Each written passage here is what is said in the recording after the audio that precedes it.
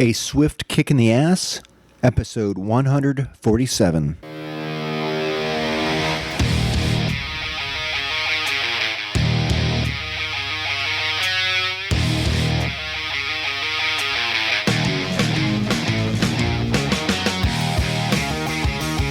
Life is challenging and difficult. No one gets out alive.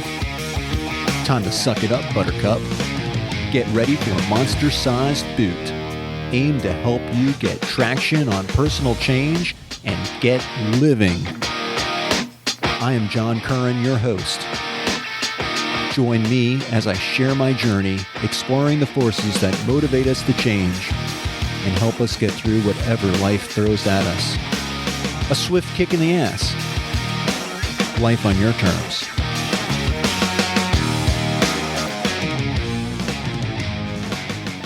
Test 1, 2, test 1, 2. Welcome to another episode of A Swift Kick in the Ass. This is your host, John Curran. Today's episode, the sugarcoating of anxiety and nervousness. Now, I'm going to just have a disclaimer right here that talking about this stuff at a party is probably a great way to not have friends and to be known as Dean Downer here at the Academy of Life on My Terms, who likes to get people thinking. When you're at a party, you don't really want to think about these type of things. You probably don't want to start pointing out what people are eating and their nutritional content and how bad it is for you and how you're not doing that anymore. And makes them look bad, makes them feel bad, and it's making your problem their problem. That's not very good. It's not cool. It's not good. Don't do that. Learn from my mistakes. In any case, there are things that I can't do anymore. I've talked about diet changes in the past, and that's really nothing new to me. But here I am faced with more dietary changes. As you get older, your needs change, and I'm 56 years old right now, and at this time of my life, I need to be eating more protein, less and more fat, and less carbohydrates. There is a difference in the quality of the energy that you provide to your body. Let's just face it, diet is a huge thing. It can make you thin, it can make you fat, it can make you feel good, it can make you feel bad.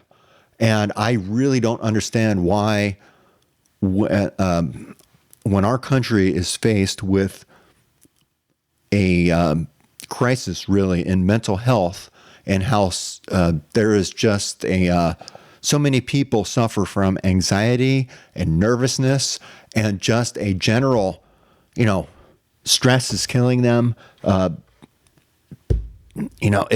are just so many bad feelings out there.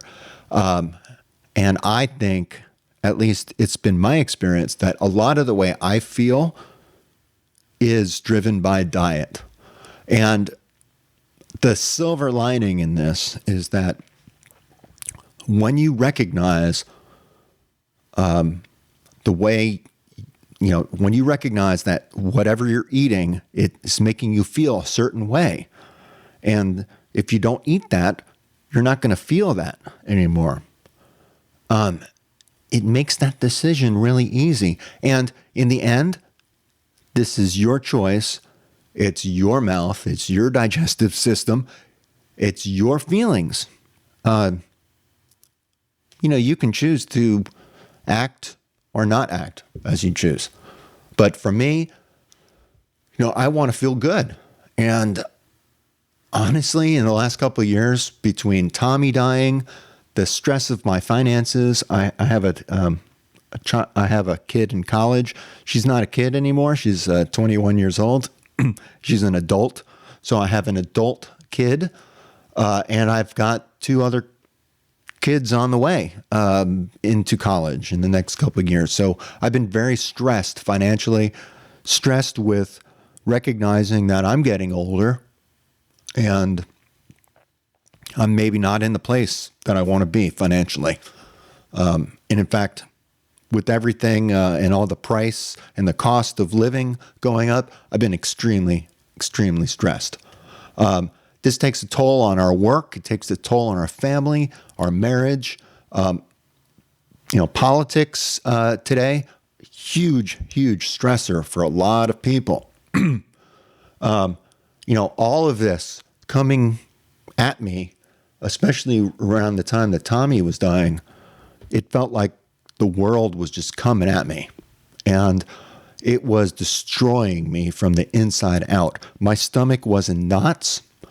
My stress level was so extreme that when I was in a work circumstance and being questioned, just about work stuff, I felt threatened for some reason, my vocal cords would just start to tighten up, and I would start to get like a frog in my voice, and I couldn't speak. That's what really said, hey, this is nuts. I need to figure out what's going on here. and I did. It's taken me a couple of years to really, really hone in on all of it. But since the time Tommy died, I started really walking the talk. I had always wanted to learn how to play guitar, and I kind of dabbled in it and played. I've played instruments all of my life, it seems like, but since middle school, I started playing music. I was in band. I've played saxophone. I've played bass guitar. I've been teaching myself how to play guitar for a number of years, but not really getting it as good as I wanted it. So I decided, you know what? I'm going to get good at guitar. I'm going to start playing it every day. So I've been doing that for the last 3 years. I tell myself I'm going to play for at least 5 minutes a day, but in most cases I play for more. I also and I'm probably the best I'm playing the best I've ever played. I also meditate daily. That is huge. That to me has helped me in so many different ways. It grounds me. It creates a base, like a foundation for me emotionally for the day. Really helps get me focused, gets me going. And I see that benefit me in all aspects of my life. Just like stress will impact all aspects of your life, so does removing the stress. It will amaze you, I think. And once you start figuring out what's driving these feelings, for me, it's been diet. And also, today, I on a daily basis, I want to mention this too, because I think it's really key to the way I feel, is I stretch every day. And one of the reasons why I stretch is because also around the time Tommy died, I joined my son in his martial arts dojo and became a white belt and started training to get my black belt in martial arts, or in mixed martial arts. And last May of 2023, I became a black belt. And now I mean, my son and I, we spar twice a week. We go to class. It's so awesome to spend time with Johnny. I love doing it. And I'm learning not only how to fight, but I feel so confident in my ability to stand up for myself now. Even when I feel physically threatened against someone that's larger than me, I know I can take them down, and they better watch out because I will put a hurt on them. I might not win, but I can certainly protect myself and my others around me that I care about. And that's really why I wanted to do it. Tommy was in martial arts in many different disciplines. His wife, Jen, is a black belt in jiu-jitsu, and she's just amazing. I strongly recommend, if you have any interest in martial arts, start pursuing it. It takes time. It takes effort. But again, once you incorporate that into your life, there are changes that you will see as a result that you won't regret it. I don't think you will. In any case, when you're done studying these terms of your life, and what I mean by terms are these situations or conditions that come and go out of our lives. It can affect who we are as a person, or make us feel that way at least. It can just rock us to our core, I think, when things like one of your best friends dying, or your parents dying, or you getting sick, or for me right now it's dealing with high glucose levels, high blood sugar levels. Not yet at pre-diabetic, but almost. And I think that if I don't make some changes to my diet, things are going to get really bad for me. And I do not want that to happen. Now, when you look at me from the outside, dude, I am cut. I'm in great shape. Physically, I feel great. My pain has gone away because of all the stretching, because of all the core exercises that I've been doing involved in martial arts. I feel like I'm in the best shape of my life. But the truth of the matter is that you can exercise, and that's going to be great for you. But it's going to be limited. The impact of the exercise on you is going to be affected by your diet.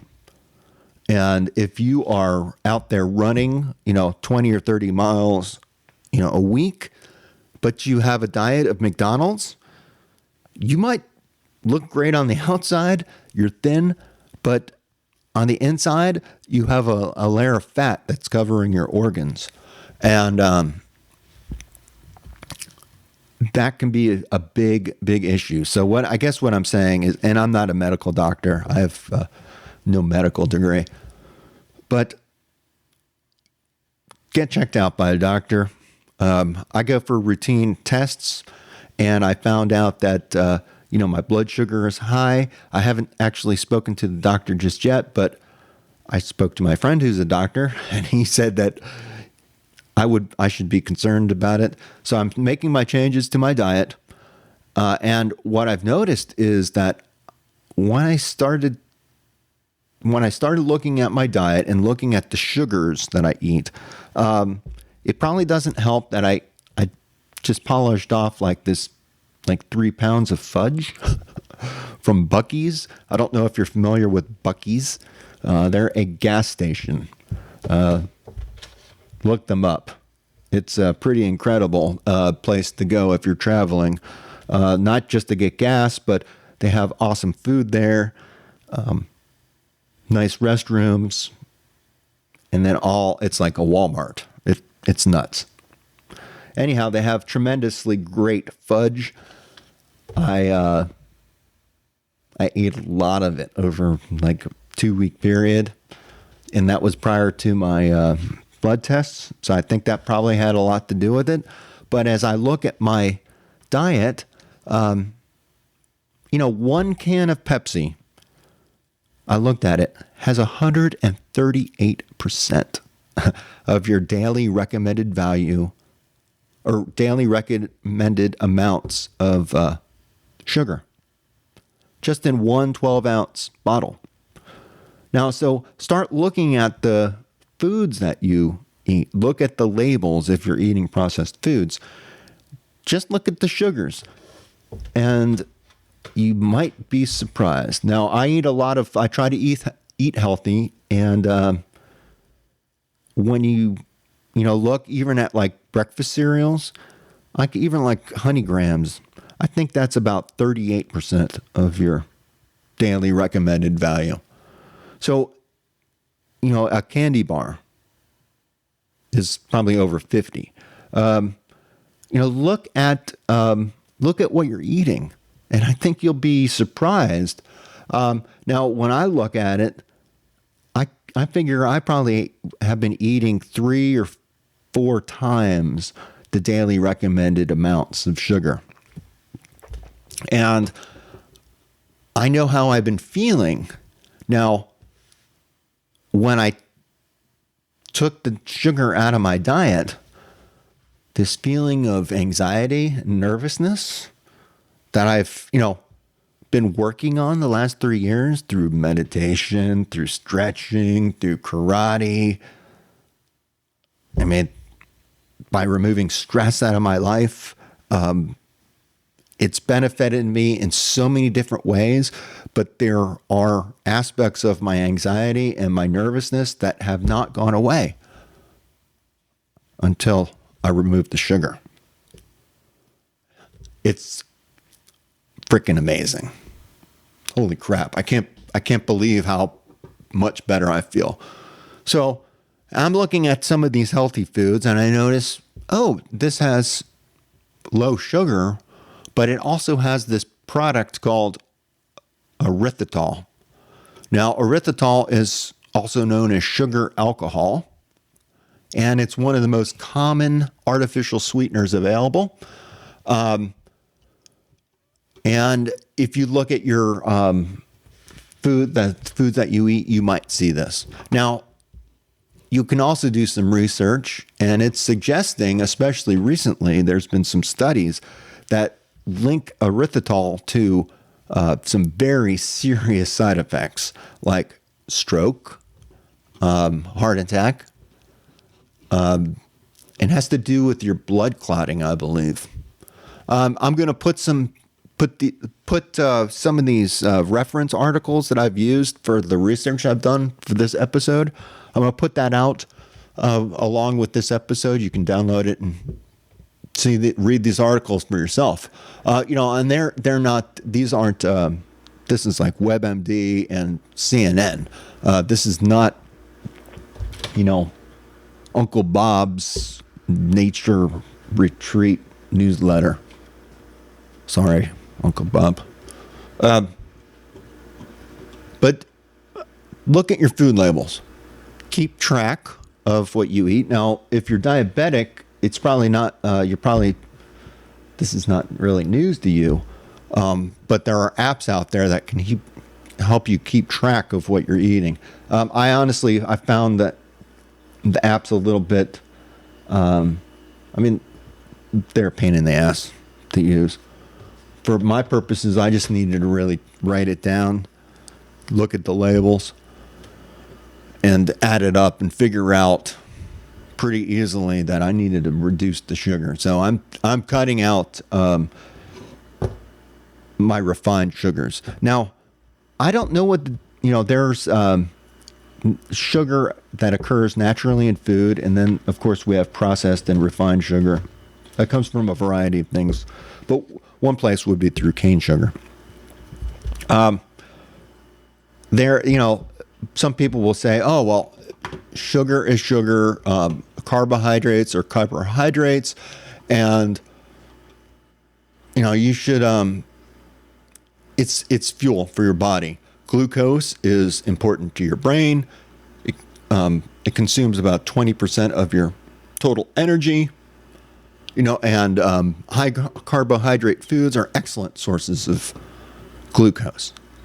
And carbohydrates, they help us regulate our mood and our appetite hormones, such as serotonin and leptin.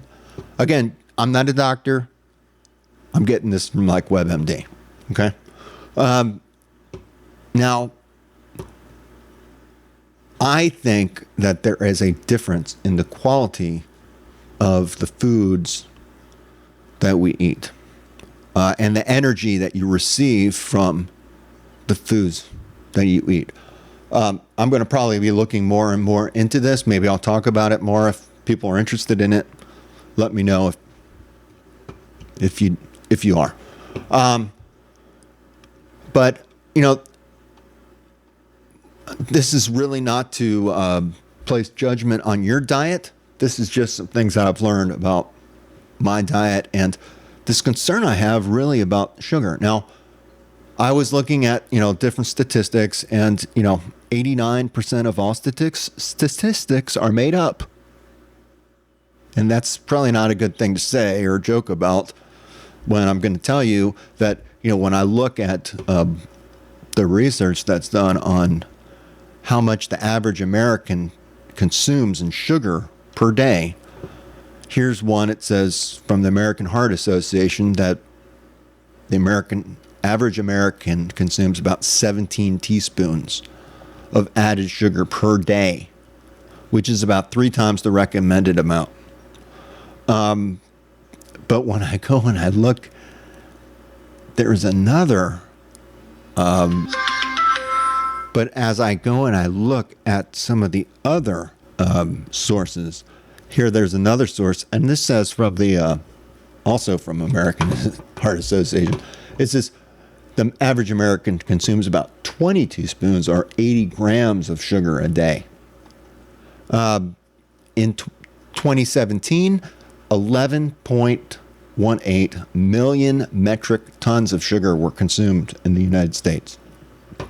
And we have, in the United States, have the highest average daily sugar consumption per person, which they're saying is 126 grams per sugar a day. So you can go and do the math but it's about 30 teaspoons, I think. It's a lot of sugar. Holy crap. No wonder I felt so anxious and nervous. It's weird, like how your stomach reacts to that. So once I've removed that, then that feeling goes away. So it's killing me right now, and I'm on my soapbox talking about it. And again, I'll put in that disclaimer: don't talk to your friends at a party about this when you're especially eating these party foods with cookies and brownies and Coke products and Pepsi products and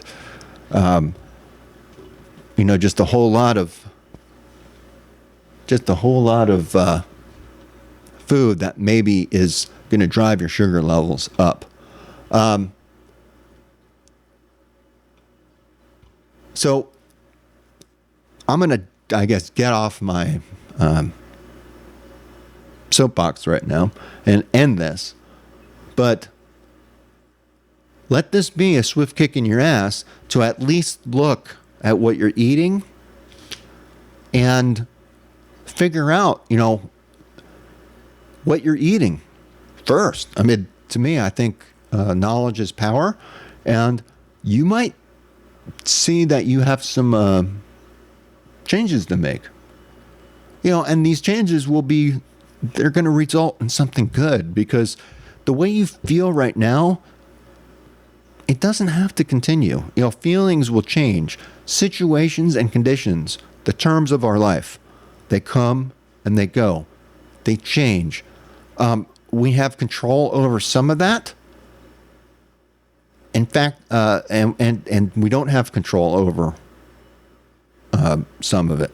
But we have a lot more control than we give ourselves credit for. And if you're willing to suffer through some of these changes, I think you'll find it worth your while. So until next time, this is John Curran. This is a swift kick in the ass. Peace.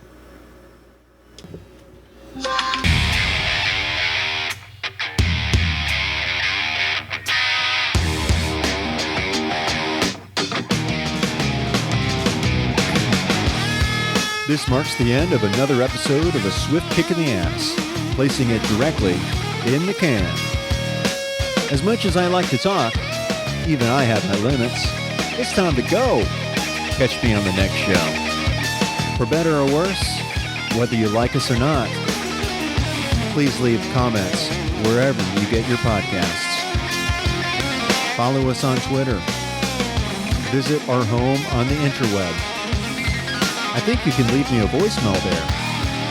You can also email me at john@aswiftkickintheass.com. It's been my extreme pleasure. I hope you got a lot out of it. I hope you got your ass moving. Until then, until the next time, I'm out of here. Peace.